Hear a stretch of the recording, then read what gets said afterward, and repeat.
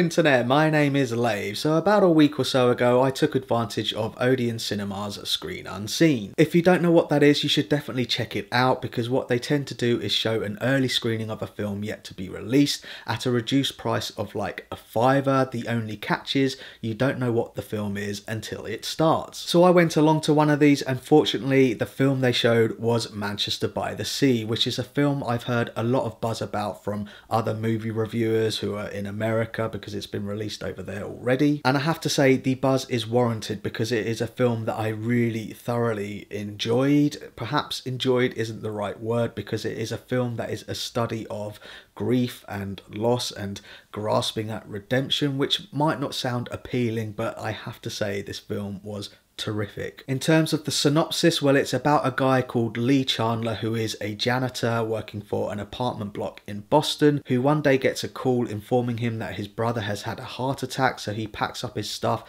and goes back to his hometown of Manchester by the Sea. When he gets there, unfortunately his brother has already passed away. Lee is then tasked with informing his nephew that his dad has passed away, and he also has to take care of all of the funeral arrangements and the legal stuff, where he finds out that in his brother's will he's left him to be the guardian of his nephew, which he really doesn't think is a good idea. Now this is quite a difficult film to review, because there is so much more to it than what I've just summarised, and it would be an absolute crime if I gave away any spoilers, so I'm not going to do that. I can however talk about some of the performances. First of all, Casey Affleck is extraordinary as Lee Chandler. At the very least he will be nominated for an Oscar, at the very least. As I say, he's a janitor working in Boston, but he's really hiding out in Boston. He's a loner, he's brooding, and there's emotions bubbling away under the surface which get unleashed onto strangers in the pub whenever he gets drunk. Initially I could not help but think of his character from Good Will Hunting. I couldn't help but feel like they might be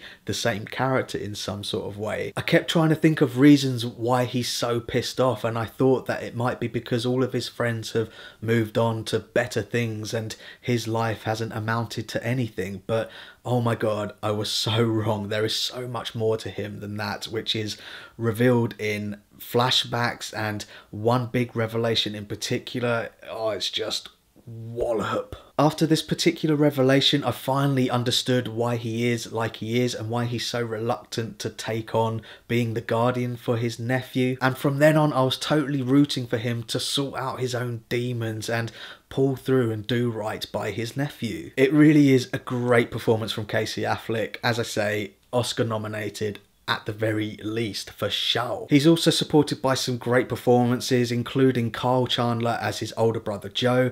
I thought that was some really good casting, because there are some resemblances between him and Casey Affleck's real life brother Ben Affleck. And then you've got Michelle Williams, who plays a significant character from his past. Now she's not in it all that much, but there is one scene in particular which she shares with Lee Chandler which is so goddamn well acted. It honestly felt like I was walking down the street and was intruding on this couple having an incredibly heart-wrenching conversation. It's supremely acted. It's definitely gonna be the Oscar clip, but that doesn't mean it's not a powerful scene. It's superb. I also really liked Lucas Hedges as the nephew Patrick, who's not only dealing with the loss of his father, but also the possibility of having to leave his life and relocate to Boston with his uncle, which obviously he doesn't want to do. I believe it's his first on-screen performance, and it is a great performance. He really captures the spirit of a boy on the cusp of becoming a man. He's really sarcastic at times, but never comes across as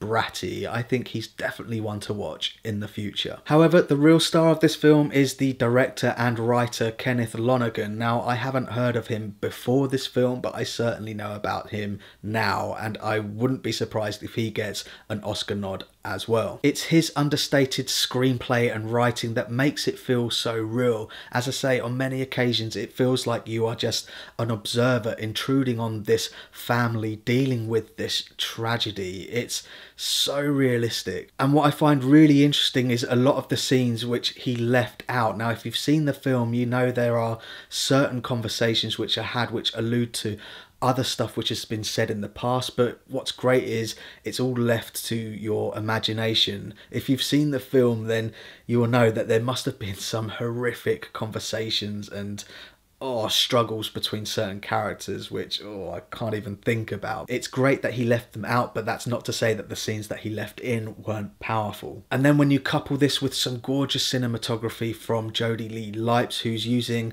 pastel-like colours to capture the wintry setting of Boston, it just works beautifully. It's a really gorgeous looking film. My only real niggle is with some of the editing, which is a bit jolting at times.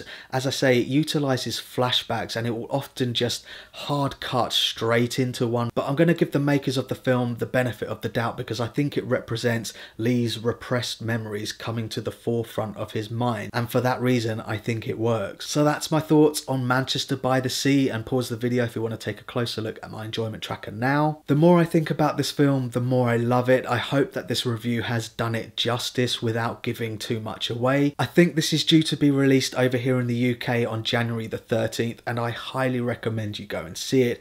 It's something that I'm definitely going to go and see again, and I might even do a spoiler talk review because I think it's that good. Yes, it is quite a somber film, but that's not to say that there isn't any humour in it. The humour, in my opinion, is done just right. It really does feel like a slice of life.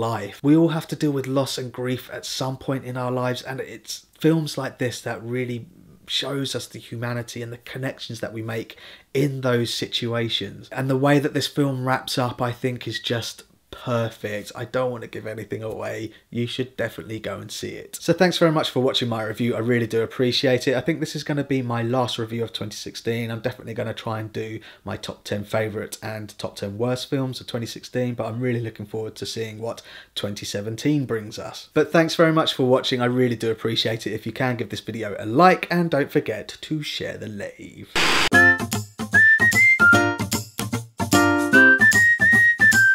Subscribe.